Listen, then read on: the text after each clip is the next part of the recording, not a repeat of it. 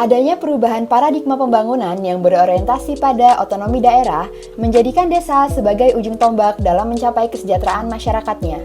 Pentingnya peranan desa ini menjadikan salah satu faktor yang menentukan keberhasilan berjalannya pemerintahan, terutama dalam hal pelayanan publik.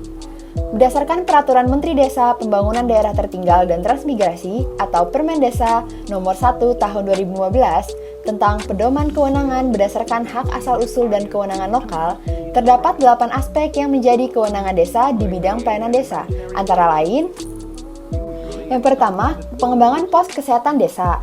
Kedua, pengembangan tenaga kesehatan desa. Ketiga, pengelolaan dan pembinaan posyandu.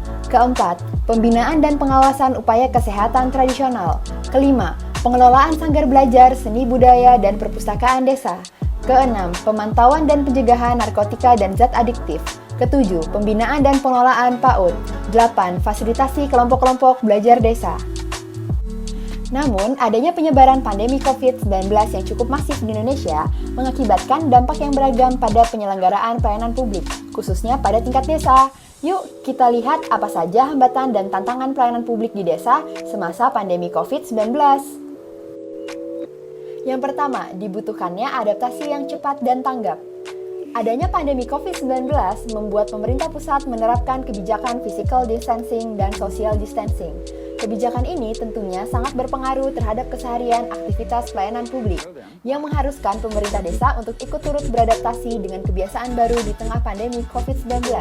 Hal ini menjadi tantangan bagi kinerja pemerintah desa yang diuji dengan bagaimana kesigapan dan ketanggapannya dalam menjalankan pelayanan publik dengan adaptif dan inovatif. Kedua, penyampaian informasi pelayanan yang belum merata. Penggunaan teknologi belum dimanfaatkan secara optimal untuk menyampaikan mengenai standar pelayanan yang berlangsung di masa pandemi COVID-19, mulai dari penyampaian produk layanan, prosedur layanan, syarat, mekanisme, biaya, dan jangka waktu. Dengan terhambatnya pelayanan publik secara konvensional di tengah pandemi, penyediaan informasi yang aktual dan faktual akan sangat membantu masyarakat dalam mendapatkan informasi yang terpercaya tanpa harus datang ke lokasi pelayanan publik. Yang ketiga, penggunaan teknologi yang masih rendah. Pemanfaatan teknologi seharusnya dapat menjadi salah satu alternatif dari pelayanan publik semasa pandemi COVID-19. Namun, pelayanan publik yang dilakukan secara online masih terhambat oleh adanya penggunaan teknologi yang rendah di masyarakat. Hal ini tentunya dipengaruhi oleh faktor seperti daerah yang masih tersulit terjamah oleh koneksi internet, masyarakat yang masih gagap teknologi, serta keterbatasan pemerintah daerah dalam menyediakan pelayanan publik secara online. Berikut adalah rekomendasi kebijakan yang dapat dilakukan oleh pemerintah desa untuk mengoptimalisasikan pelayanan publik semasa pandemi COVID-19.